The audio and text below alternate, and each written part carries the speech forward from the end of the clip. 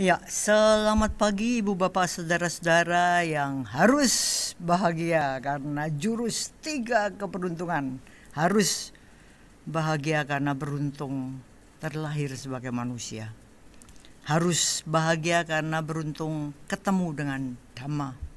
Dan yang ketiga, harus super bahagia karena masih hidup sehingga masih bisa mengumpulkan jasa kebajikan untuk kita bawa pindah alam. Terimalah salam Dhamma dan Namo Buddhaya. Ibu bapak saudara-saudara, saya mau bernostalgia 30 tahun lalu ya.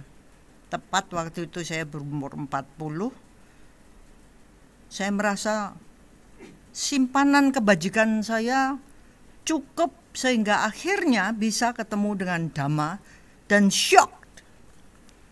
Waktu pertama kali saya menerima satu pola pikir yang dibabarkan oleh waktu itu Bante Panyawaru di Klaten, saya merasa shock karena loh, ini pola pikir yang sangat unik karena kehidupan kok ternyata harus dipahami seperti ini. Sesuatu yang sebelumnya saya nggak pernah mikir ya.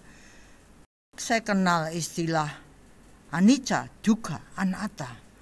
Oh, itu toh karakteristik kehidupan. Anicca tidak kekal. Dukkha selalu ada benih-benih penderitaan dimanapun.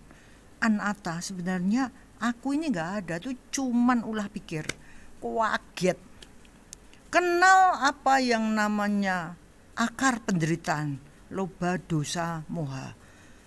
Begitu ada loba, nafsu keserakahan ingin di pikiran, langsung penderitaan nempel. Begitu ada nafsu kebencian, dosa, muncul di pikiran, langsung penderitaan muncul.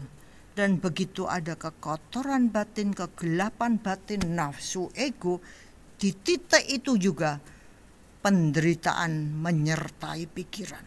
Kaget. Tapi kalau diamati, ternyata memang benar, gitu ya. Maka kami, Wena dan saya itu beruntung sekali diperkenalkan dengan para petinggi Buddhist Library Singapore waktu itu. Pas datang, ada pengurusnya, ada Profesor Sandi Candima waktu itu.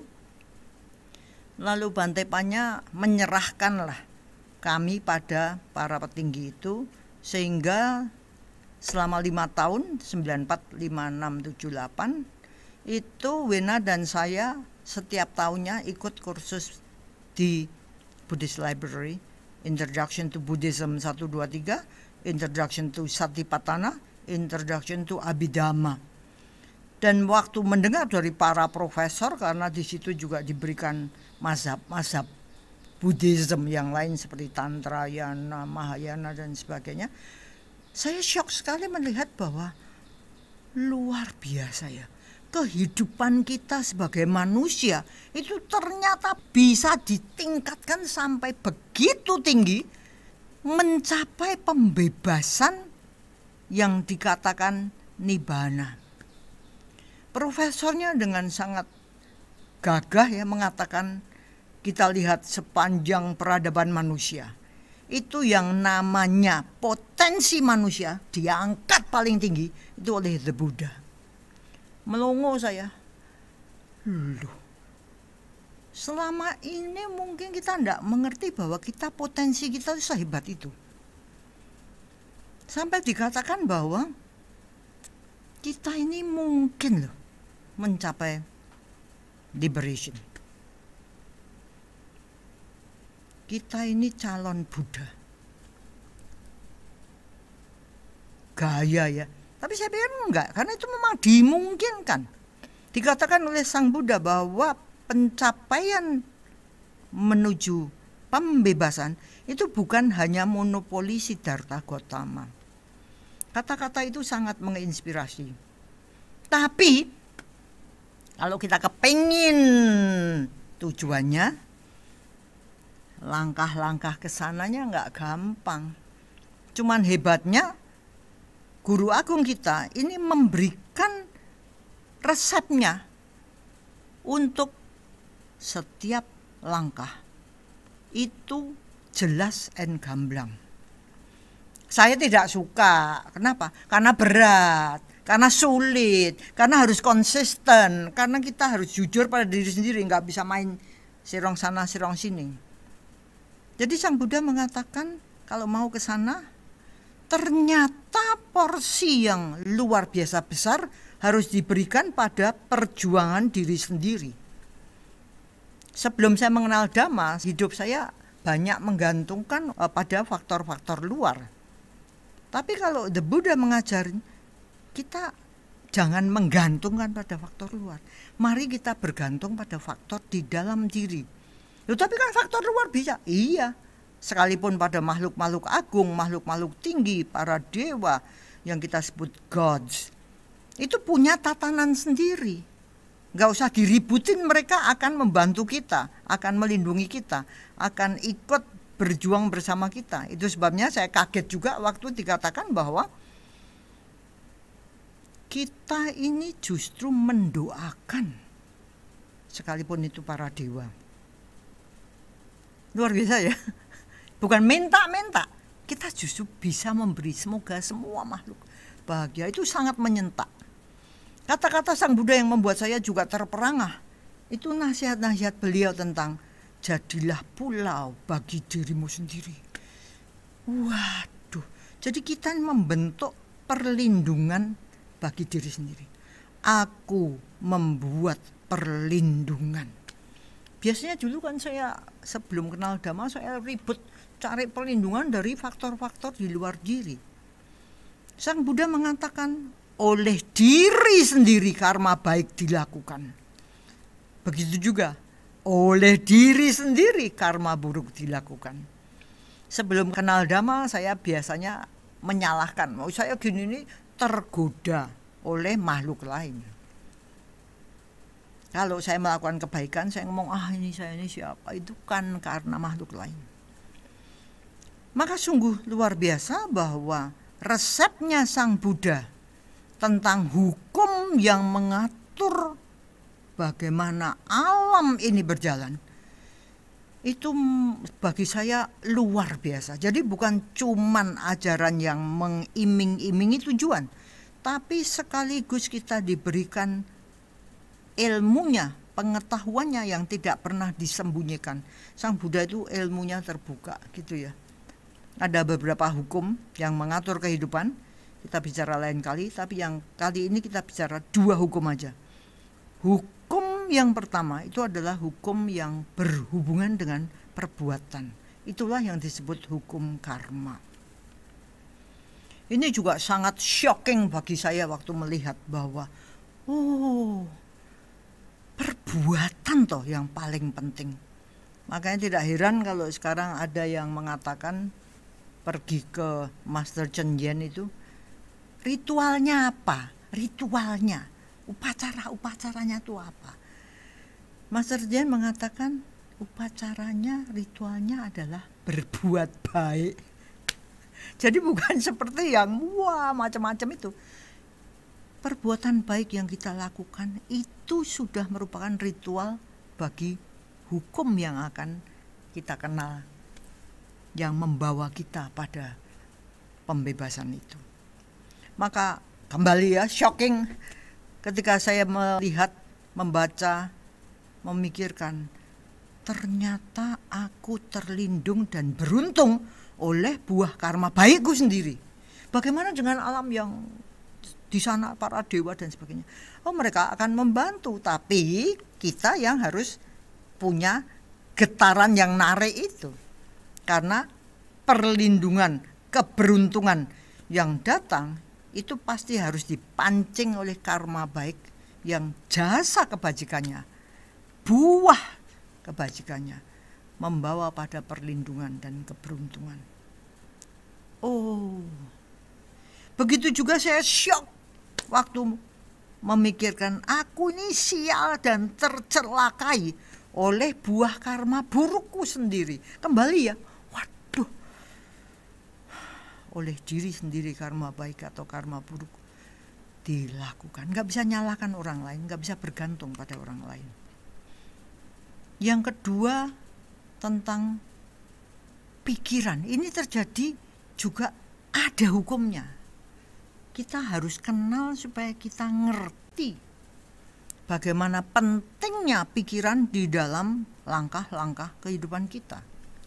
Kalau tadi hukum tentang perbuatan itu disebut hukum karma, ini hukumnya cita niyama. Jadi kalau kita lihat dalam Dhammapada, ada beberapa syair yang mengulas tentang pikiran. Ini juga menarik karena kalau kita ngerti bagaimana pikiran bekerja, kita bisa membangkitkan kebijaksanaan untuk mengamati pikiran itu sehingga kita bukan budaknya nafsu. Dikatakan, pikiran itu sifatnya tidak tenang, tidak stabil, bergelombang, sukar dijaga, sukar dikendalikan. Kita sering ya, kena alah ya pikiranku gini langsung impuls.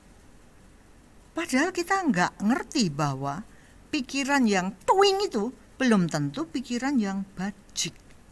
Masih ada bosnya, yaitu sati, kesadaran, kewaspadaan.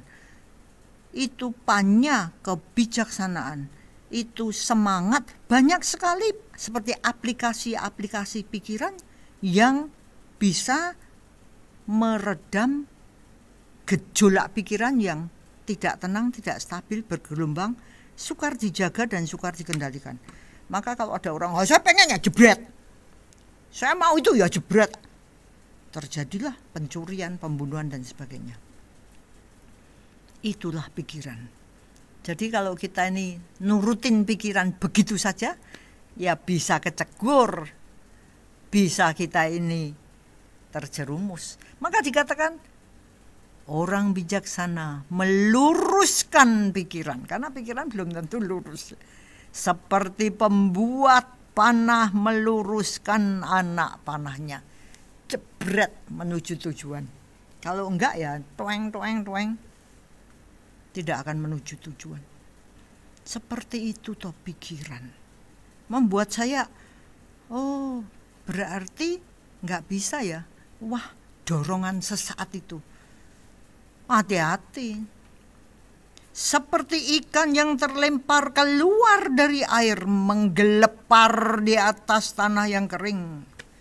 Demikianlah pikiran ini bergolak ketika membebaskan diri dari pengaruh si jahat, si penggoda. Ada nafsu-nafsu yang datang. Kalau kita mau, no, itu pikiran bergejolak. Makanya dalam keseharian kita ngomong, kalau mau berbuat baik itu banyak godaannya. Karena apa? Karena pikiran ini untuk bebas dari pengaruh jahat, dia akan bergejolak. Maka ada pergumulan dikatakan. Ada perjuangan. Yang menang siapa? Atau si penggoda marah ini, atau si bijaksana yang membuat kita lurus dalam jalan menuju nibbana. Syair lain mengatakan, pikiran itu sangatlah sulit dikendalikan, bergerak sangat cepat menuju kemana ia mau pergi. Jadi pikiran tuh semau gue ya, jangan ngomong aku adalah pikiranku, nanti dulu. Pikiran bisa jahat bisa baik loh. Dia punya alurnya sendiri. Maka dikatakan Sang Buddha, melatih pikiran adalah baik. Lihat buah pikir apa yang muncul, baik atau buruk, kita yang jadi bosnya. Pikiran yang terkendali akan membawa kebahagiaan. Ibu bapak saudara-saudara, banyak sekali ya ajaran Sang Buddha yang nanti kembalinya pada pengendalian diri. Pengendalian diri. Karena memang inilah yang harus dilatih. Kita lihat berikutnya. Pikiran itu sangat sulit untuk diawasi dan sangat halus bergerak kemana ia mau pergi. Kita kedodoran ya, kesadaran kita kedodoran. Makanya kita tetap masih bukan arahat, tetap penjahat. Karena sulit ngamati pikiran. Pikiran itu sangat halus, abstrak, mau-maunya sendiri. Maka kalau kita tidak seperti gunung karang yang kuat, kedodoran kita. Pontang-panting karena pikiran itu luar biasa. Geraknya sangat cepat. Maka dikatakan orang bijaksana seharusnya mengendalikan pikirannya. Pikiran yang terkendali akan membawa kebahagiaan. Ibu bapak saudara-saudara sekarang bisa ngerti ya kenapa kita harus sering melihat pikiran. Pikiran macam apa yang aku bawa dari saat ke saat. Buah pikirnya tuh kayak apa? Lari kemana? Itu buruk. Itu kotor. Itu rendah. Tidak akan kuturuti. Berat karena pikiran itu meronta-ronta inginnya ke sana.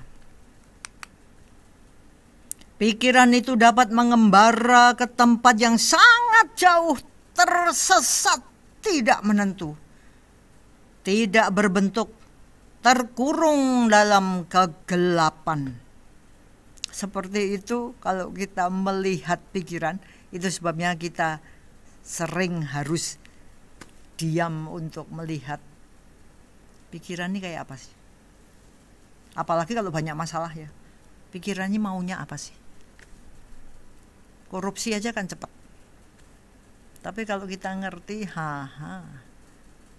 tidak.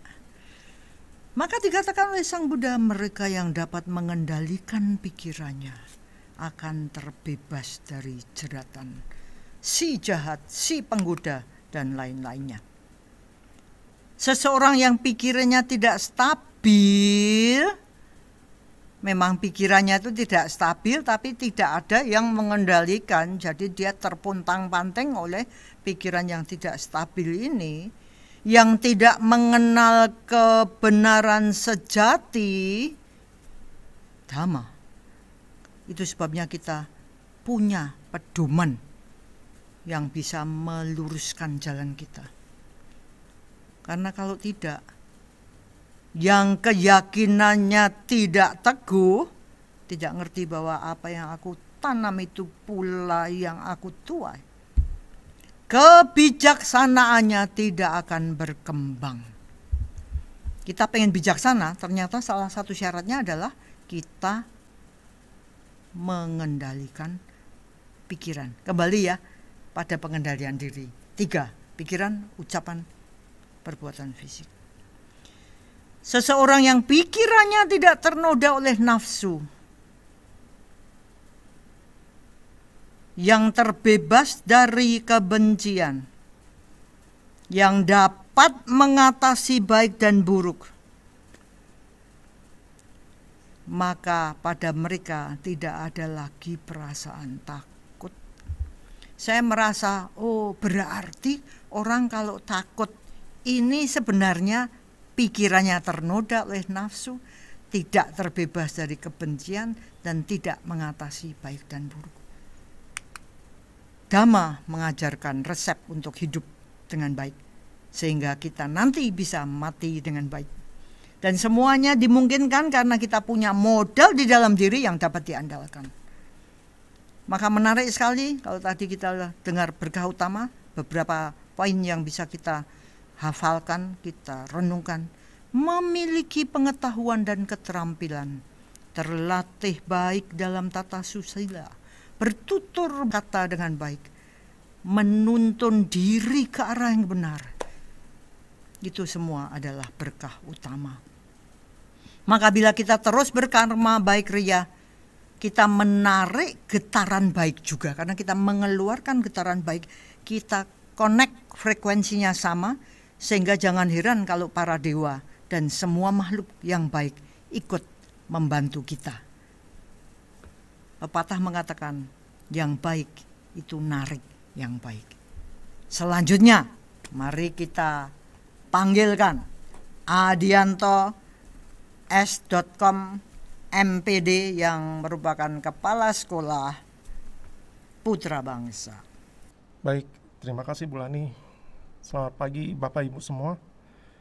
Kesempatan kali ini saya ingin meneruskan apa yang yang disampaikan Bu Lani di pengantarnya tadi, menggunakan syair-syair yang kebanyakan saya lihat tadi beberapa dari Dhammapada ya. Ada yang dari Dhammapada, kemudian ada yang dari Parita, yang melekat kuat di benak saya tadi tentang kalau orang punya keyakinan teguh plus dia mengenal kebenaran sejati. Nah ini nih kombinasinya, keyakinannya teguh, tidak tergoyahkan ya, dan dia mengenal kebenaran sejati, maka dia akan mencapai kebijaksanaan. Jadi 3 ya kata kuncinya. Orangnya punya keyakinan, yang diyakini itu kebenaran sejati, maka dia akan jadi bijaksana. Ini yang saya pikir akan berhubungan dengan apa yang akan saya bahas pagi ini. Saya mengambil judul Kemampuan Besar, Tanggung Jawab Besar. Saya mau ngajak Bapak Ibu coba lihat dulu. Kemampuan besar ini saya definisikan bisa banyak macam ya. Ini salah satunya di sini saya tulis kebisaan. Bisa jadi itu kecerdasan, bisa jadi itu keterampilan. Kemampuan besar juga itu artinya bisa jadi wewenang dan bisa jadi harta. Bapak Ibu semua bisa menambahkan hal-hal lain yang Bapak Ibu bisa anggap itu kemampuan. Orang yang punya apa sih sehingga dia dianggap bisa mempengaruhi sekitarnya. Ya. Nah, saya menerjemahkan hal-hal yang bisa mempengaruhi sekitarnya, itu alam, orang, apapun itu namanya kebisaan, kecerdasan, keterampilan, wewenang, harta. Ya. Setuju ya, ini mempengaruhi hal-hal di luar kita ya. Kita punya kebisaan kalau kita pakai berdampak pada orang lain. Kecerdasan kalau kita pakai berdampak pada orang lain. Keterampilan juga kalau kita melakukan sesuatu berdampak pada hal lain di luar kita. Wewenang, harta. Ini yang saya definisikan sebagai kemampuan. Nah, kalau kita punya kebisaan, kecerdasan, keterampilan sampai harta itu yang besar, maka kita harus pastikan kita punya ini dulu nih, sila. Logikanya sila atau moralitas. Logikanya tadi kalau nggak punya kemampuan besar emang nggak harus punya sila. Enggak ya. Apapun hal yang kita miliki ya, harusnya kita punya dasar dulu moralitas. Ya. Apalagi ini kalau kita punya kebisaan, kecerdasan sampai harta yang besar, kita harus punya moralitas atau keteguhan untuk memegang moralitas. Ya, di situ saya tambahkan juga ada moral, ada etika. Ya. Dalam bahasa Dhamma disebut sila. Karena kalau tidak ini Bapak Ibu bisa lihat nanti dampaknya kalau orang punya kebisaan, kecerdasan, keterampilan, wewenang, harta tanpa dasar sila, yang terjadi chaos ya. Kacau balau ininya kehidupan di sekitar kita. Orang bisa jadi jahat. Beberapa belakangan ini, kalau beberapa waktu yang lalu kami di Dharma House lihatnya BBC ya. Ini kalau beberapa waktu yang belakangan ini kami di Dharma House lihat crime investigation. Dan saya lihat nih orang-orang kok bisa mengambil nyawa orang lain dengan mudah ya. Pasti dorongannya luar biasa itu. Dia punya kemampuan yang luar biasa sampai bisa masuk, dan ada yang itu cold case ya, tidak ketahuan siapa yang melakukan. Itu luar biasa orang-orang yang punya kemampuan menyembunyikan. Ya. Kebisaannya luar biasa, tapi tanpa sila ya jadinya jahat. Ya. Itu yang saya lihat, ini sila atau moralitas itu jadi dasar kalau orang punya kemampuan. Nah, saya mau ngajak Bapak Ibu, kalau kita sudah punya kemampuan, tadi ada harta, ada wewenang, ada kebisaan dan sebagainya, supaya dampaknya lebih besar. Ya. Dampaknya dalam hal ini tentu saja manfaat ya. Manfaatnya lebih besar. Istilah yang saya suka pakai itu sekarang ini augmented, lebih menonjol, lebih terasa. Ya. Nah, supaya kemampuan kita yang kita miliki itu dampaknya lebih besar, tadi dasarnya sila, saya mau ngajak Bapak Ibu lihat nih pagi ini hubungannya kemampuan kita yang berdasarkan dengan sila, kalau digabungkan dengan pancabala, ya, konsep pancabala, 5 kekuatan untuk menjalani kehidupan secara dhamma. Ya. Ini dampaknya seperti apa? Ini yang saya pagi ini mau coba Bapak Ibu kita bersama lihat. Kita tahu dulu pancabala itu apa. Pancabala itu, panca itu 5, bala itu kekuatan. Secara umum diterjemahkan seperti ini. Yang pertama keyakinan. Ya. Jadi kekuatan keyakinan. Yang kedua semangat atau energi. Yang ketiga perhatian. Yang keempat ketenangan. Yang kelima kebijaksanaan. Nah, saya mau kita lihat kombinasinya sama-sama ini. Punya kemampuan ditambah dengan keyakinan. Tentu saja keyakinan ini tadi ya, kalau dia punya sila, punya moral yang diyakini, tentu saja hal-hal yang kalau namanya di Dhamma itu sada, itu tentu saja sada itu meyakini kebenaran sejati yang tadi disampaikan di pengantar bulan ini, kebenaran sejati, ya. Nah, kalau keyakinannya itu contohnya aja, dia seseorang ini yakin terhadap nilai-nilai kemanusiaan. Dia punya kemampuan, dia punya harta, dia punya materi. Kalau dia punya keyakinan terhadap kemanusiaan, ini jadinya filantropi. Dia suka berdana, suka menolong orang, suka berbagi. Ya. Kalau dia punya kemampuan dalam hal ini harta, kita nggak bicara ini hartanya mau banyak atau mau sedikit ya. Tapi kalau dia punya dorongan keyakinan, punya harta sedikit pun dia tetap akan mau berdana. Ya. Dia tetap mau menolong. Ya. Dia punya apa? Kebisaan. Ya. Saya cuma nggak punya harta, tapi kebetulan nih saya bisa ini. Lihat orang yang membutuhkan, dia akan karena keyakinannya pada kemanusiaan, pada nilai-nilai, oh ini kita hidup harus saling tolong menolong, dia yakini itu. Maka sekali lagi tanpa harta pun dia akan melakukan. Dia akan menolong. Nah, istilah kerennya ini filantropi yang orang-orang yang kalau saya ambil contoh di sini penekanannya untuk orang yang punya harta banyak ya. Ini ya menarik waktu saya googling ini yang filantropi ini siapa sih yang terbesar di dunia yang suka bagiin hartanya. Banyak versi, tapi versi yang populer kan orang ngambilnya dari majalah ekonomi itu Forbes gitu ya.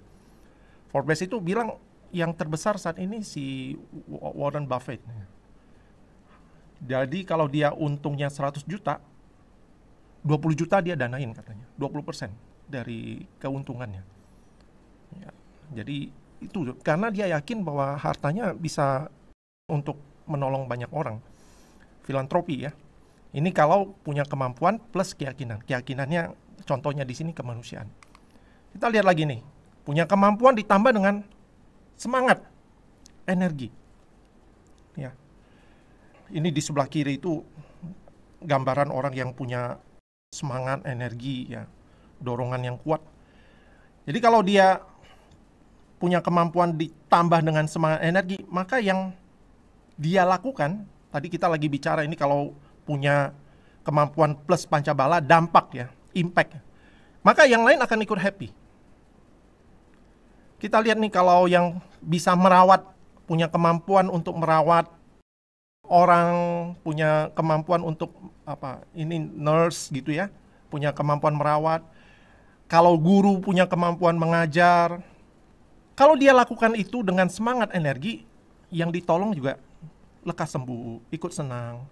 Itu yang di sebelah kanan mahasiswa atau siswanya juga kalau guru itu dengan semangat, dengan energi, murid-muridnya juga ikut senang. Ya. Jadi terdampak juga, orang-orang lain juga ikut, oh ini energinya dapat gitu ya. Ini kalau kita gabungkan dengan semangat dan energi. Punya kemampuan ditambah dengan semangat dan energi, yang lain ikut merasakan. Yang lagi loyo dengan, ini kayaknya orangnya bisa menginspirasi, kok dekat dengan dia, kok ini ya, saya ikut termotivasi gitu ya. Nah kan kita pernah dengar orang-orang yang seperti itu. Nah ini, kemampuan plus semangat dan energi. Yang ketiga, punya kemampuan ditambah dengan perhatian. Saya lihat, mari kita lihat, ini apa sih dampaknya? Dampaknya yang dikerjakan beres, hasilnya bagus. Ini contoh aja kalau kita mau mau bukti kalau orang punya kemampuan tapi nggak perhatian. Apa yang terjadi? Nggak beres, nggak bagus ya. Itu logikanya kan. Nah, contoh di sini yang sebelah kiri itu ada dokter bedah ya. Kan punya kemampuan artinya. Itu kemampuan yang tidak dimiliki oleh banyak orang, hanya orang-orang tertentu nih. Nah, itu udah kemampuan kan, kebisaan. Tapi kalau dia nggak perhatian, saya sampai dengar cerita Bulani, ada yang Bulani Buena pernah, itu orang operasi selesai, kok masih punya sakit yang berkelanjutan. Ternyata masih ada yang ketinggalan di dalam, ketinggalan. Artinya, saya waktu itu langsung mikir, waduh, waktu operasi ngapain dia? Nggak perhatian atau nggak fokus. Perhatian kan fokus ya harusnya. Sati, kalau dalam bahasa Dhamma itu sati, perhatian. Jadi mengerjakan waktu di meja operasi nggak perhatian, ada yang ketinggalan. Ya. Contoh lain yang saya paling suka ini, profesinya jangan yang keren-keren dong Pak. Ya, yang sederhana juga nih, driver. Saya pikir driver tuh nggak sederhana ya. Driver itu tidak kalah keren dengan profesi yang namanya pilot ya. Kami kalau dulu sebelum pandemi, anak-anak sekolah itu study tour ya, ke luar kota, atau apalah, visit kemana gitu, ke museum, itu selalu yang dipesankan, hati-hati ya Pak, ke Pak sopirnya sama timnya, ya. Tolong jaga anak-anak. Nah kalimat terakhir nih, tolong jaga anak-anak gitu ya. Karena kendali itu luar biasa di dia itu. Dia yang punya kemampuan untuk mengendalikan armada sebesar itu tuh yang namanya bis. Kan nggak semua orang punya kemampuan untuk mengendarai. Ya. Nah kalau ketika dia punya kemampuan itu, kalau dia nggak lakukan tugasnya, kemampuannya itu tidak dia lakukan dengan perhatian, ya kita banyak dengar kecelakaan di sana-sini. Jadi itu yang saya pikir luar biasa. Orang punya kemampuan, dia harus mengembangkan juga perhatian yang bagus supaya beres, hasilnya bagus. Nah yang berikutnya, keempat, kemampuan dikombinasikan dengan ketenangan. Lagi-lagi saya suka pakai contoh driver ini ya. Karena kalau pilot mah terlalu keren ya. Apapun lah pekerjaan, nanti Bapak Ibu bisa turunkan sendiri dari profesi contoh ini ya. Ini saya ambil contoh driver lagi nih, pengemudi, ya, supir ya. Kalau dia punya ketenangan, ini dalam bahasa Dhamma samadhi ya. Samadhi. Dia akan melakukan pekerjaannya itu jelas tujuannya. Driver itu kalau dia pegang setir, sudah tahu nih, saya mau dari satu titik ke titik itunya. Jadi dia sudah tahu arah tujuannya. Ini terjemahan dari samadhi kan, tahu apa yang dituju ya. Dan dia lakukan itu karena dia sudah tahu, harusnya dilakukan dengan ketenangan. Beda sama orang nggak tahu, luntang-luntung, kita ke kiri, ke kanan, atau kemana aja, karena nggak tahu tujuannya. Tapi kalau kita sudah tahu tujuannya, punya ketenangan, maka kita akan lakukan itu dengan tenang. Tujuannya jelas. Dia tahu jalan yang dia harus lalui gitu ya. Akibatnya apa? Dampaknya tadi, kalau dia punya kemampuan plus ketenangan, selamat. Jadi yang dibawa itu selamat. Yang terakhir ini kebijaksanaan. Ini orang yang punya kemampuan ditambah dengan kebijaksanaan, akibatnya apa? Akibatnya dia mampu adaptasi. Saya terjemahkan adaptasi ini cari akalnya banyak gitu, cari jalan lain. Intinya nanti dia bisa cari solusi. Ya. Contoh lagi, driver lagi nih, ya. Dia tahu ini, oh ternyata di sini macet, oh ternyata di situ ada perbaikan. Ya. Dia tahu kalau orang punya kemampuan ya, dengan kebijaksanaan dia bisa mengarahkan dirinya, dalam hal ini kendaraannya, oh cari jalan lain, adaptasi ini. Kita nggak bisa paksa. Kalau kita paksa ya kita akan terjebak di sana. Kita harus cari jalan lain. Ambil contoh lain, profesi. Saya belakangan ini bareng Bulani yang lebih sering mandorin tukang-tukang lagi banyak kerja di sana. Tadi saya tanya satu tukang itu baru, kalau Bulani udah sering lihat dia. Kalau saya tuh baru lihat dia, namanya Mas Arif. Ini kemampuannya luar biasa. Kemarin dia cerita, saya juga nangani listrik bisa, ini ngelas bisa, ya. Terus garap sesuatu yang peritilan yang kecil-kecil gitu ya. Tangannya kok terampil banget. Ya. Nah, saya mau ambil ini. Jadi profesi apapun ya, Bapak Ibu jangan pikir ini harus punya kemampuan yang tinggi-tinggi, kita harus bisa yang hebat-hebat gitu, yang sederhana aja. Ini Bapak, ya. Waktu itu kita mau bikin cantolan lampu. Itu gampang aja dia, karena saya pikir kebijaksanaan ini hubungannya dengan wija ya, kecerdasan juga ya. Dia tahu bahan apa yang cocok untuk bikin gantungan lampu.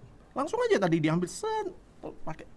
Luar biasa saya bilang. Ini orang yang punya kemampuan, ya, kebisaan, keterampilan. Nggak semua orang bisa ngatur kawat itu jadi gantungan yang bagus gitu ya. Atau lampu dipasang kemudian bisa digantung simetris. Nah, Mas Arif ini kebetulan kemarin saya lihat, oh koknya cepat banget dia bikin, set gitu ya. Dan dia tahu sendiri, oh ini kurang simetris, nanti saya perbaiki lagi. Punya kemampuan, punya kebijaksanaan. Maka yang hasilnya bisa kita dapatkan solusi-solusi untuk menyelesaikan masalah. Nah, Bapak Ibu bisa lihat, orang-orang yang punya kemampuan, kebisaan tanpa pancabala. Ya. Atau dengan kata lain, orang-orang punya kemampuan, kebisaan, kecerdasan, keterampilan, memenang harta, tapi malas. Ya. Sebelum kita ngomong tentang yang punya kemampuan tapi malas, yang wewenang aja nih. Ini kan jadi penting juga kita bahas. Orang yang punya wewenang nggak punya moralitas. Tadi kita kan bicara harus punya dasar dulu nih. Ya, Bapak Ibu bisa tahu tuh, dikasih wewenang, kekuasaan untuk memutuskan, tapi nggak punya moralitas. Kita bisa lihat contohnya di sejarah dunia, punya kekuasaan tapi moralitasnya tidak punya. Jadi pemimpin yang katanya bisa memimpin, menggerakkan banyak orang, tapi bisa merugikan banyak orang lain juga. Ya. Lagi-lagi apes ini, memang Adolf Hitler itu ya contohnya. Wewenangnya tinggi itu dia. Cuman karena dorongan dari tanpa moralitas, memandang bahwa dia satu suku bangsa itu yang paling unggul, kemudian menghabisi nyawa orang itu sebagai satu kewajaran, cara pandang yang salah. Intinya tanpa moralitas, punya wewenang. Ya, kita bisa lihat dampaknya. Ya. Sejarah dunia sudah mengajarkan kita, ini hati-hati kalau yang punya wewenang tapi silanya nggak beres. Ya. Nah, apalagi yang ini kemampuannya besar tapi malas. Nah, yang menarik sudah disampaikan juga di Dhammapada. Resiko terburuk kalau orang yang punya kebisaan tapi malas. Malas itu artinya, ya dia bisa tapi nggak mau melakukan. Ya, banyak bisanya tapi nggak mau mengerjakan ini. Bahasa lainnya nggak mau rekoso. Yang terjadi adalah secara kehidupan ini katanya dia akan lahir berulang-ulang dalam samsara. Jadi nggak pernah bisa nibbana. Saya pikir-pikir, kenapa akibatnya yang disampaikan di Dhammapada ini? Orang punya kemampuan, tapi malas, dia maka akan terakhir berulang-ulang. Oh, saya bilang, artinya ini memang hubungannya orang yang punya kemampuan, itu belum tentu, tadi kalau dia punya pancabala, yang terakhir dia punya kebijaksanaan, pasti dia akan pakai nih kemampuannya. Tapi kalau yang malas, artinya kan tanpa pancabala. Dari pancabala tadi ada kebijaksanaan. Ya, makanya dia tidak akan sampai pada akhir penderitaan. males, nggak dipakai dengan kombinasi tadi pancabala yang salah satunya tadi ada kebijaksanaan. Jadi dalam kata lain, ini orang cerdas tapi batinnya bodoh. Tadi kan salah satu kemampuan kecerdasan. Cuman intelektual aja, tapi secara spiritual dia tidak berkembang. Jadi resiko yang paling buruk adalah maka orang ini akan terlahir berulang-ulang. Jangan bayangi terlahir berulang-ulang jadi manusia ya. Jadi kalau yang malas itu betul-betul tidak mau menggunakan kemampuannya, hanya makan tidur, dan sudah pernah disampaikan juga di Dhammapada nih. Orang seperti ini akan jadi seperti babi hutan, itu sangat jelas, domestic pig. Jadi kayak babi hutan atau babi yang dipelihara. Bahasa Inggrisnya domestic pig, babi yang dipelihara ya. Binatang dalam bentuk babi yang kerjaannya hanya bergulang-gulung, makan bergulang-gulung. Itu di Dhammapada, di Nagawaga, di bab tentang gajah itu dijelaskan dengan sangat baik itu. Ya. Orang yang malas, punya kemampuan tapi tidak mau menggunakannya, maka dia ibaratnya hanya makan, tidur, seperti babi yang bergulang-gulung, dan dia tidak akan terbebas dari kelahiran yang berulang-ulang. Jadi Bapak Ibu, saya mau kembali bagaimana kombinasi antara keterampilan, kecerdasan, kebisaan, wewenang, harta dengan dasar sila dikombinasikan dengan pancabala, ini dampaknya luar biasa. Saya waktu menyusun pemaparan ini, saya sebenarnya lagi bicara pada diri sendiri. Ini saya beres nggak ya? Kesempatan ini sebenarnya tidak boleh mengatakan ini saya sedang menyampaikan kepada Bapak Ibu, tapi ini lebih cocok untuk menyampaikan kepada saya sendiri. Karena saya pikir keterampilan, kecerdasan, kebisaan, wewenang, harta, ini di level tertentu semua orang punya. Nggak ada yang nggak punya. Ya. Apapun itu, tadi kan saya nggak bilang ini harus profesi yang atau pekerjaan atau kebisaan yang luar biasa, yang rocket science gitu ya, nggak. Setiap orang punya. Jadi ini termasuk saya sendiri, saya terampil ini, saya paling tidak punya bisa mikirin ini, saya paling nggak punya bisa ini. Apalagi sekarang sebagai kepala sekolah diberi tanggung jawab sebagai kepala sekolah. Harta ya paling tidak bisa ya punya lah, bisa menyisihkan sedikit. Jadi kalau saya tidak menggunakan ini dengan baik, ya tadi itu resikonya, domestic pig. Itu yang mengingatkan, wah ini jadi babi peliharaan ya. Ini yang saya mau kita betul-betul perhatikan, termasuk saya sendiri. Jadi besok Bapak Ibu kalau ketemu, ayo diingetin ini bareng ya. Saya mau ngambil contoh biar profesinya jangan yang kesannya profesi yang kelas-kelas tinggi. Masih di lingkungan sekolah, ya. Ada, Bulani sering ngomong itu ibu-ibu ya. Ibu-ibu, sampai sekarang juga saya hanya kenal satu ibu, Bungat namanya, Bungat itu ya. Itu keterampilannya, kebisaannya luar biasa. Itu kalau ngerawat, saya bilang ini kombinasi pancabalanya bisa dilihat di sana. Ya, ke ibu-ibu yang ngurusin tanduran atau tanaman area sekolah kita. Area sekolah kita artinya saya ngomong lagi ke Bapak Ibu yang merasa ikut memiliki sekolah putra bangsa, artinya mari kita sama-sama lihat kasus ini. Ini ada 2 orang ibu, saya kenal satu namanya Ibu Ngat. Ini keterampilannya adalah merawat tanaman. Ya. Saya lihat pancabala di dalam pekerjaan mereka itu seperti apa sih? Ya. Yang tadi kita ngomong pancabala, pertama itu tadi ada keyakinan. Kita lihat contohnya Ibu Ngat ini ya, Ibu Ngat lagi bekerja. Dia yakin kalau pekerjaan dia, ini saya menerjemahkan sendiri. Dia yakin karena Bulani sering aja ngomong, dirawat Bu, ini ijo royo-royo, orang ikut senang lihatnya. Kalau dia pegang keyakinan itu, bahwa yang dia lakukan ini berdampak sama orang lain, ini satu kebaikan, ya, ditambah dengan keyakinan lain bahwa nanti di akhir bulan saya atau di akhir pekan saya selalu dapat uang, itu pegang keyakinannya, ya. Kemudian dia melakukan dengan semangat. Ya. Area-area itu disisir satu-satu pinggir gitu ya. Kemudian dia lakukan ngambil rumputnya dengan perhatian, ya, rumput-rumput liar. Dan semua dilakukan tidak gerusa-gerusu, dengan tenang. Dia tahu samadhi kan, tahu bahwa nanti dia harus selesai sampai di sana. Terus dia kombinasikan dengan kebijaksanaan, ini cocoknya pakai alat ini harusnya caranya begini. Alhasil dampaknya, tadi kan kita ngomong ini dampaknya seperti apa. Dampaknya, Bulani bilang ini kebun. Saya kemarin beberapa waktu sore itu coba memahami, ini baru rasanya kayak punya aura desa gitu ya, area kita. Bapak Ibu yang penasaran makanya mampirlah di Putra Bangsa di kebun yang katanya Bulani auranya udah kelihatan, tandurannya. Saya coba merenung, iya juga sih ya. Ini aura kedesaannya keluar. Pohon pisang yang tumbuh buahnya tinggal titiwanci, tunggu waktunya yang tepat bisa dipanen.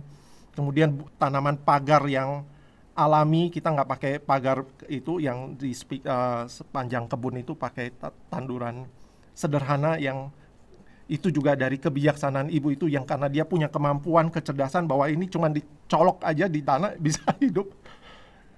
Aura kedesaan yang disebut Bulani itu muncul. Saya coba lihat, oh iya ya, ini ada kehidupan di tanah ladang ini muncul, itu terlihat. Jadi saya mau kasih tahu, ini profesinya atau apa yang kita lakukan tuh bukan yang high class yang orang pikir wah ini baru kayak Warren Buffett yang punya dana baru bisa berdampak luas ya. Tapi yang sederhana aja dampaknya bisa terlihat. Ya. Bungat itu apa sih yang dia lakukan? Dampaknya itu apa? Dampaknya itu orang yang masuk ke area sekolah bisa lihat, oh ini kalau orang yang tidak menghargai tanaman jadi menghargai tanaman. Orang yang tidak sadar bahwa harus ada yang dijaga jadi tersadar ini ada yang jaga gitu ya. Jadi dampak yang dilakukan oleh Ibu Ngat ini bersama rekannya satu itu memberikan dampak yang luar biasa ketika dia lakukan semua yang dia bisa dengan Pancabala. Nah, saya mau berangkat dari sini, mari kita refleksi ke dalam diri kita masing-masing. Kalau kita punya kemampuan, saya terjemahkan itu kemampuannya kalau kita rawat, itu jadi besar, kemampuannya itu sesuatu yang kita kuasai, itu kemampuan besar kita. Bungan itu profesinya membersihkan tanduran, menjaga tanaman, itu jadi kemampuan besarnya dia. Maka itu hadir dengan tanggung jawab yang besar. Dan ketika itu dilakukan, dampaknya akan menonjol buat lingkungan di sekitar kita. Maka mari Bapak Ibu semua, termasuk mengingatkan diri saya sendiri, kita gunakan kemampuan kita dengan Pancabala agar apa yang kita bisa, apa yang kita mampu, apa yang kita miliki berdampak luas bagi sekitar kita. Semoga semua makhluk berbahagia, semoga yang terbaik datang pada kita semua. Yeah! Satu PR lagi datang pada kita, dan bisa kita lihat pemikiran yang membawa satu arah yang baik. Sudah diberikan oleh Adianto sebagai kepala sekolah Putra Bangsa, tapi tentu saja bisa diperpanjang sih. Jalannya bisa diperpanjang. Kalau kita pergi ke Bu Susan, monggo Bu. Terima kasih Bulani dan Pak Adi. Pengantar Bulani sungguh membuka apa yang di-sharingkan Pak Adi hari ini. Dua hukum utama saya kira tadi yang diungkapkan Bulani, yang satu itu tentang perbuatan, itu karma, lalu yang kedua itu tentang pikiran. Nah, saya kira apa yang disampaikan Pak Adi itu lebih mengolah ke bagaimana pikiran kita itu bisa membuat kita itu membinasakan orang lain. Mengapa saya memilih judul ini Power and Empowering, itu artinya kalau kita punya power dengan cara berpikir yang keliru, maka kekuasaan kita itu sifatnya itu adalah destruktif gitu, akan menghancurkan bisa diri sendiri, juga sekaligus menghancurkan orang lain yang ada di sekitar kita, bahkan makhluk lain, bukan hanya manusia-manusia lain sebagai sesama kita. Nah, tetapi kalau apa yang kita miliki, kalau Pak Adi tadi mengatakan power itu bukan hanya posisi, bukan hanya status, tetapi apapun yang kita miliki yang sifatnya itu bisa mengubah dunia, bisa mempengaruhi orang lain, itulah yang disebut power oleh Pak Adi ya. Jadi tadi contohnya tuh ada keterampilan, ada kemampuan, kita punya kecerdasan, kita punya resource yang berupa materi. Nah, ini semua kalau tidak kita gunakan dengan pancabala tadi, Pak Adi itu kan bicara tentang pancabala, dan tidak digunakan dengan hati-hati, dengan kejernihan pikiran, maka tidak mungkin kita itu bisa memberdayakan orang lain. Memberdayakan itu berarti pakai B ya. Sebaliknya kita akan memperdaya orang lain itu pakai P. Jadi beda satu huruf P dan B. Dan ini agak sulit dibedakan oleh orang-orang disleksia ya. P dan B itu ternyata beda banget dampaknya dan beda banget maknanya begitu. Maka hari ini Pak Adi dan Bu Lani saya kira mengajak kita untuk kalau kita punya power, kalau bisa tuh kita memberdayakan orang lain, memberdayakan dunia ini, bukan memperdaya orang lain atau hal-hal di luar kita. Nah, nanti saya akan masuk ke pancabalanya Pak Adi, tetapi sebelum itu baik kalau kita lihat mitos tentang kekuasaan ya. Itu di psikologi yang terkenal itu adalah Machiavelli. Jadi dia itu orang biasa yang jadi sangat berpengaruh karena dia itu ahli strategi. Persoalannya Machiavelli itu strateginya itu kalau dalam bahasa Dhamma itu adalah penuh dengan LDM. Sehingga dia itu memang powerful begitu ya, tetapi yang dilakukan itu satu, tidak punya empati, karena yang penting itu adalah tujuan yang dia cita-citakan. Pokoknya asal tujuan hidupnya itu tercapai, dia akan lakukan. Nah ini, melakukannya itu dengan menghalalkan segala cara. Itu jadi bisa mengeksploitasi orang lain, bisa memanipulasi orang lain, dan bisa mempermainkan orang lain begitu. Tetapi Machiavelli ini sangat unggul ya dalam hal manipulasi. Orangnya tuh strategis banget gitu. Nah, sehingga orang lain itu bisa terpengaruh dan tidak sadar sedang masuk di dalam skenario hidupnya begitu. Maka di psikologi kalau ada orang yang menunjukkan ciri-ciri ini, dia itu disebut dengan tipe kepribadian Machiavellianism ya.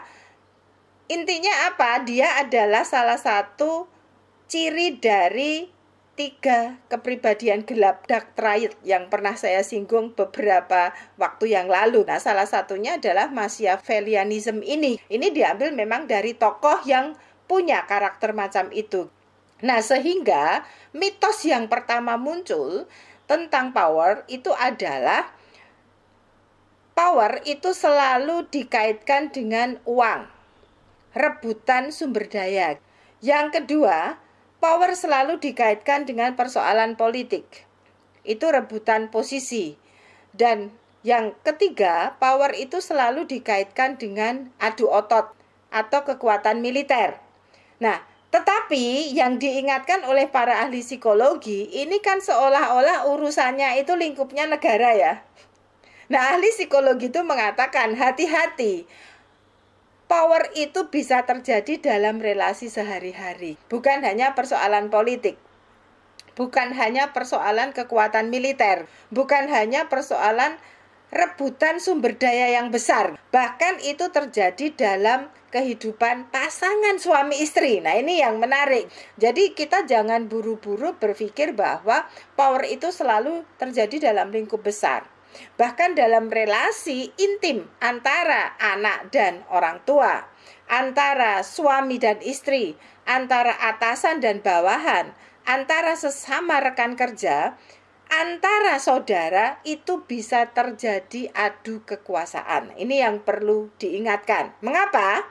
Karena bahkan suami istri pun itu bisa berkompetisi tentang sumber daya. Ini yang mengherankan juga. Bisa loh, suami istri itu hitung-hitungannya duit banget. Saya udah ngeluarin ini, ya kamu harus ini. Kayak ini tuh sebetulnya kongsi dagang pernikahan itu, atau ini sebetulnya wujud cinta kasih yang saling berkorban. Ini kadang-kadang itu terjadi, sehingga perceraian itu sebetulnya terjadi karena power. Karena masing-masing pihak itu tidak memberdayakan pihak lain, tetapi memperdayai itu pihak lain. Maka Bapak Ibu sekalian, sebelum kita cerai, mari kita pikir, apakah sebetulnya ini saya main-main power yang menurut Pak Adi itu tanpa pancabala, yang menurut Bulani tadi tanpa pikiran yang jernih. Nah, maka mari kita refleksi sebelum cerai, supaya kita tidak menyalahkan pihak lain bahwa mereka yang bersalah. Karena jangan-jangan kita ini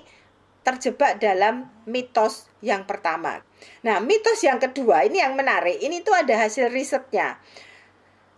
Machiavelli ini memang dia itu semacam mempropagandakan bahwa kekuasaan itu bisa kita peroleh jika kita itu mendominasi orang lain. Ya. Yang kedua, kekuasaan itu kita peroleh jika kita mampu memanipulasi orang lain. Yang ketiga, kekuasaan itu bisa kita dapatkan jika kita memaksa, meneror, dan mengintimidasi. Nah, dalam kasus perceraian itu tadi, mitos kedua inilah yang terjadi sebetulnya. Jadi, masing-masing pihak itu ingin mendominasi orang lain.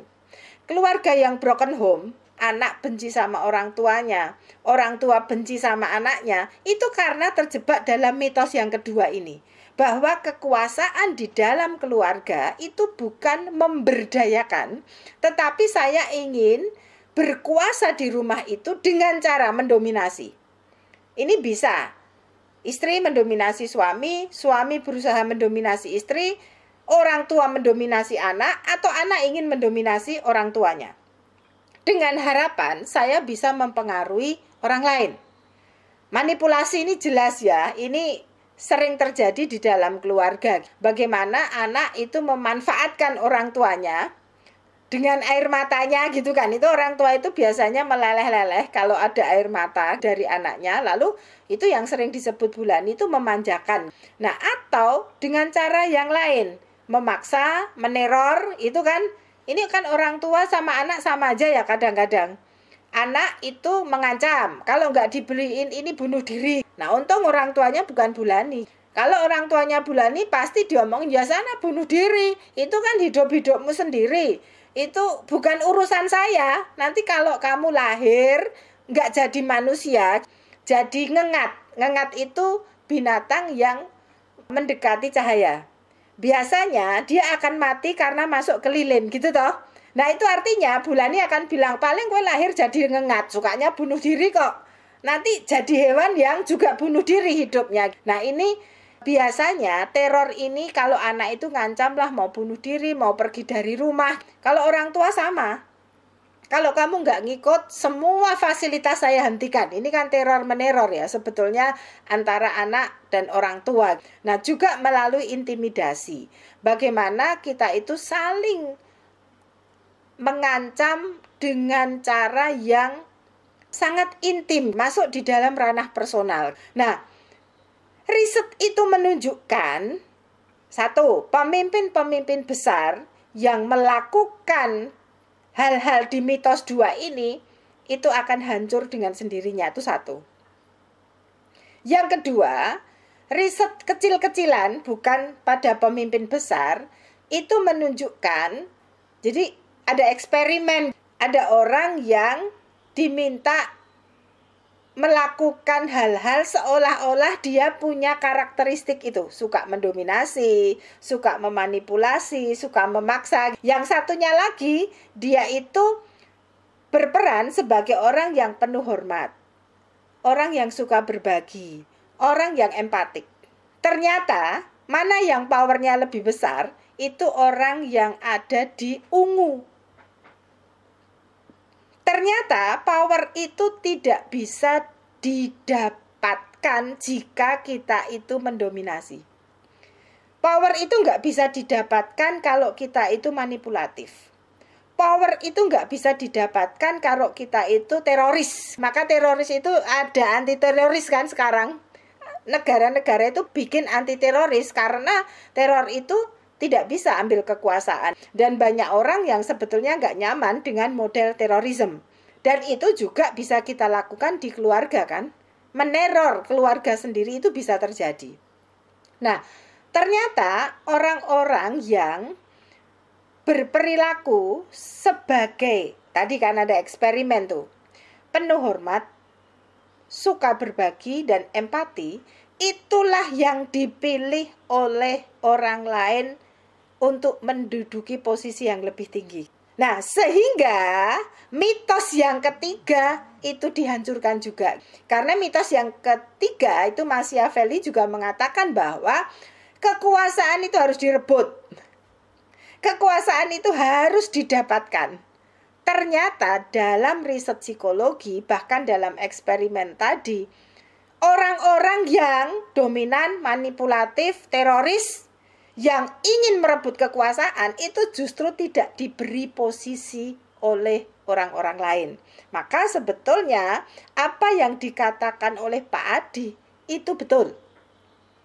Kalau kita punya power, kita punya kecerdasan, kita punya kemampuan, kita punya keterampilan, kita punya sumber daya, kalau kita nggak punya pancabala, itu kita nggak akan pernah sebetulnya bisa menduduki posisi yang tinggi. Itu satu. Yang kedua, sebetulnya pengaruh kita ke orang lain itu tidak sangat besar. Dan itu dalam hitungan waktu pasti kita terkikis karena orang-orang itu tidak membiarkan kita punya pengaruh yang besar kalau ternyata karakteristik kita itu buruk. Nah, ini yang menarik. Sehingga kebenarannya adalah kekuasaan itu bukan direbut, tetapi kekuasaan itu sebetulnya diberikan oleh orang lain yang percaya bahwa kita itu punya karakteristik baik. Ini yang perlu kita ingat. Sehingga saya ingatkan kembali, kalau ingin menjadi orang tua, ingin menjadi atasan, ingin menjadi guru yang bisa mempengaruhi muridnya, ingat, lakukan dengan penuh hormat. Lakukan dengan penuh empati. Kita harus berdana, mau berbagi. Sehingga baik anak, murid, ataupun bawahan kita itu dengan sukarela mengikuti kita tanpa paksaan dan mendudukkan kita sebagai orang yang patut ditiru. Orang yang patut untuk menjadi role model. Nah, maka mengapa Siddhartha Gautama ini yang sudah mencapai pencerahan sehingga disebut The Buddha, itu tuh nggak usah bikin perang, itu banyak pengikutnya. Bahkan bukunya itu yang ditulis oleh para bijaksana itu jumlahnya banyak sekali, bahkan mungkin Bulani aja belum bisa menerjemahkan seluruhnya. Mengapa? Karena orang-orang ini merasa memang The Buddha ini patut diberi posisi untuk memimpin orang lain. Nah, Bapak, Ibu, dan saudara-saudara sekalian, saya juga mengingatkan diri saya sendiri sebagai orang tua dan sekaligus dosen. Kalau saya ingin menularkan sesuatu yang baik, caranya adalah tidak mengancam orang lain. Caranya adalah tidak memanipulasi orang lain. Caranya nggak perlu merebut kekuasaan, tetapi cukup saya melakukan hal-hal baik, Itu karma tadi yang dijelaskan Bulani. Dan cukup saya itu melakukan sesuatu dengan pancabalanya Pak Adi, itu saya merasa mungkin dengan demikian banyak orang yang menjadi lebih baik, bahkan termasuk anak saya tidak akan menjauhi saya sebagai parent, karena bukan parent yang intimidatif. Biasanya anak-anak itu lari karena merasa orang tuanya ini teroris gitu loh. Penuh syarat, apa-apa nuntut. Jadi tuh kalau ketemu orang tua tuh kayak ketemu teroris gitu kan. Maka mereka lari. Nah, saya sekarang berpikir bagaimana cara supaya anak-anak tetap merasa nyaman dengan kami sebagai orang tua. Tentu kami harus meninggalkan mitos-mitos ini untuk mendapatkan kekuasaan, paling nggak di rumah sendiri. Nah, Pak Adi, kalau kita lihat slide yang keempat, ini riset itu juga menunjukkan mengapa kok bisa terjadi penyalahgunaan kekuasaan. Kalau Pak Adi tadi mengatakan, contohnya pemimpin dunia yang bisa membuat orang-orang lain dunia ini hancur, bahkan adanya perang dunia kedua, itu terutama karena penyalahgunaan kekuasaan. Pak Adi tadi mengatakan begitu. Mengapa? Riset lagi menunjukkan karena ada kekompakan gitu ya. Segitiga beracun itu kekompakan antara tiga pihak.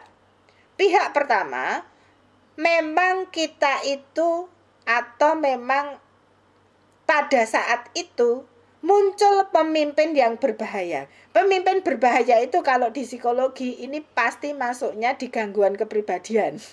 Dia pasti punya itu. Kalau bahasanya Dhamma, pasti ini LDM-nya mengerikan. Pemimpin berbahaya itu pasti LDM-nya besar. Nah, yang kedua, ini menarik. Followernya itu kalau kita punya Instagram gitu ya, followernya W itu mesti mirip sama pemimpinnya. Jadi kalau kita suka follow orang yang narsis, itu sebetulnya ya kita sama. Hati-hati kita memfollow Instagram. Kalau konten-konten yang kita ikuti itu menunjukkan konten-konten yang orang ini narsisistik dan kita suka follow, sama loh sebetulnya. Artinya kita perlu refleksi meskipun kita hanya jadi followers. Ini menarik. Karena pemimpin berbahaya itu biasanya pengikutnya sama. Hanya dia itu nggak punya posisi. Dia itu dalam status lemah. Tapi sebetulnya sama, kalau dia punya kesempatan, dia juga akan berbahayanya sama dengan pemimpinnya. Dan yang ketiga, menarik ini, masyarakat yang sakit. Sehingga masyarakat saat itu betul-betul memupuk keberadaan pemimpin dan followernya yang berisiko ini. Nah, kalau Bapak Ibu perhatikan, kenapa Hitler itu sangat berkuasa? Itu karena satu, dia memang gangguan kepribadian. Jadi dia dianalisis oleh Erich Fromm. Erich Fromm itu psikoanalis ya. Dan dia itu benar-benar membedah kepribadiannya Hitler. Dan ini masuk dalam gangguan kepribadian narsisistik, sadistik gitu ya, itu Hitler. Yang kedua, pengikutnya Hitler itu orang-orang yang lebih kejam dari Hitler. Jadi kalau kita perhatikan, algojo atau eksekutornya itu bukan Hitler. Tapi orang-orang, dia banyak punya pengikut, itu yang lebih mengerikan dari Hitler. Tetapi dia memang belum punya kesempatan jadi orang nomor satu yang berkuasa. Tapi dia menggunakan Hitler ini untuk menghidupi hobinya masing-masing, sadis pada orang lain. Itu sejarahnya. Jadi beberapa tokoh yang mensukseskan kekuasaan Hitler itu nggak kalah ngerinya dalam hal gangguan kepribadian. Itu followersnya Hitler ya.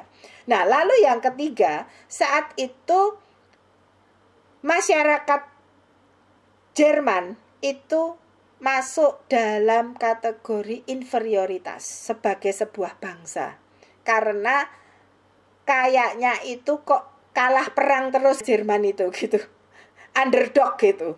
Nah, sehingga bangsa Jerman itu semacam mendapatkan pahlawan untuk mendongkrak ego bangsa Jerman, yaitu Hitler. Karena Hitler mengatakan mau membumi hanguskan bangsa lain selain orang Jerman. Sebetulnya itu bukan hanya orang Yahudi yang mau dibumi hanguskan oleh Hitler. Semua orang lain selain orang Jerman. Nah, ini tuh semacam loba dosa mohanya bangsa Jerman itu mendapatkan pupuk gitu dari Hitler. Maka masyarakat ini juga memupuk. Nah, Bapak Ibu sekalian, kalau kita ingin bangsa Indonesia itu nggak ngeri, maka kita perlu bercermin.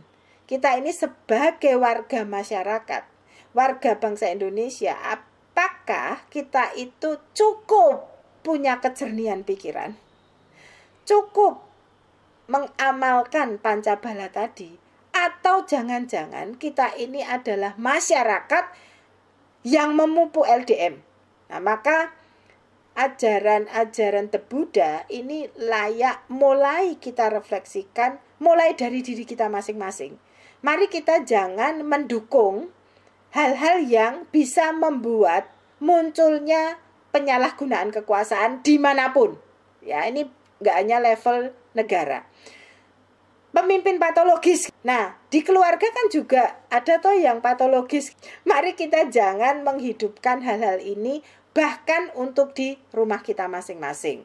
Nah, Pak Adi, menariknya saya ingin coba melihat detail tentang Pancabalanya Pak Adi. Pak Adi tadi kan mengatakan, jika kita punya keterampilan, jika kita punya kemampuan, jika kita punya resource yang lain, nomor satu itu kita mesti punya keyakinan. Nah, yang perlu saya garis bawahi adalah keyakinan macam apa yang perlu kita punya. Tentu keyakinan yang nilai moralitasnya tinggi. Kalau keyakinan itu nilai moralitasnya itu rendah, itu berisiko. Jadi saya kira yang dimaksud sada oleh Pak Adi itu adalah keyakinan yang berdasar pada prinsip kebenaran. Bukan sekedar yakin gitu loh maksud saya. Kayak misalnya kalau contohnya adalah saya yakin di akhir bulan ini kalau saya bekerja sungguh-sungguh saya dapat duit. Duit itu bukan prinsip. Duit itu bukan kebenaran. Maka dengan keyakinan punya duit di akhir bulan ini dengan bekerja sungguh-sungguh, saya memang akan punya semangat, wirya. Semangat untuk apa? Cari duitnya loh. Urung tentu semangat bekerja, maksud saya itu. Saya pasti punya sati, perhatian.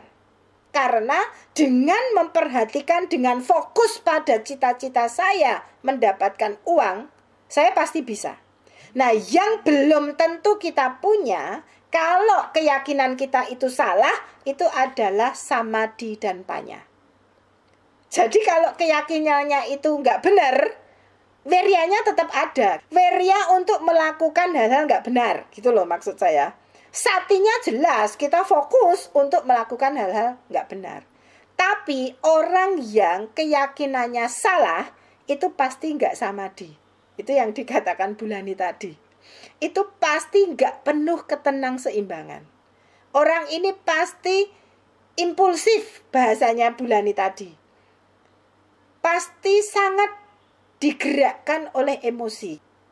Apalagi kebijaksanaan gitu, itu nggak mungkin dimiliki. Nah, sehingga Bapak Ibu sekalian, saya ingin mengingatkan yang dimaksud sada atau keyakinan oleh Pak Adi itu tentu keyakinan pada prinsip kebenaran.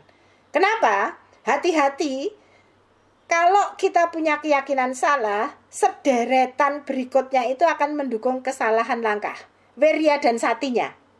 Dan kita nggak akan sampai ke samadhi dan panya. Itu ingat. Tapi kalau keyakinan kita itu awalnya benar, sudah betul-betul pada nilai moralitas yang tinggi, maka wirya, sati itu akan membawa kita ke samadhi dan panya. Nah, ini yang mau saya garis bawahi. Karena pemimpin-pemimpin besar yang patologis itu keyakinannya sangat kuat. Wiryanya, wah hebat sekali. Satinya sangat hebat. Yang enggak mereka punya adalah samadhi dan panya. Bapak Ibu sekalian, sebelum saya tutup sharing saya pada hari ini, Saya hanya mau mengingatkan kata-kata bijak Ajahn Brahm. Cinta itu bukan sekedar menyukai, tetapi cinta yang sejati itu adalah mencintai segala sesuatu yang kita benci. Semoga semua makhluk berbahagia, semoga kita semua berbahagia. Thank you, Bu. Satu penutupan yang nyelekit ya, karena memang pola pikir meta itu tidak sama dengan pola pikir cinta kita. Ibu bapak saudara-saudara, hari ini banyak PR kita bersama. Satu pola pikir yang perlu kita renungkan, karena semua yang kita pelajari tadi itu bisa kita terapkan di dalam kehidupan sehari-hari, dan mulai kita sisihkan mana yang tidak benar, mana yang tidak benar untuk menuju ke jalan yang benar. Semoga semua makhluk bahagia dan semoga yang terbaik datang pada kita semua. Sadhu, sadhu, sadhu.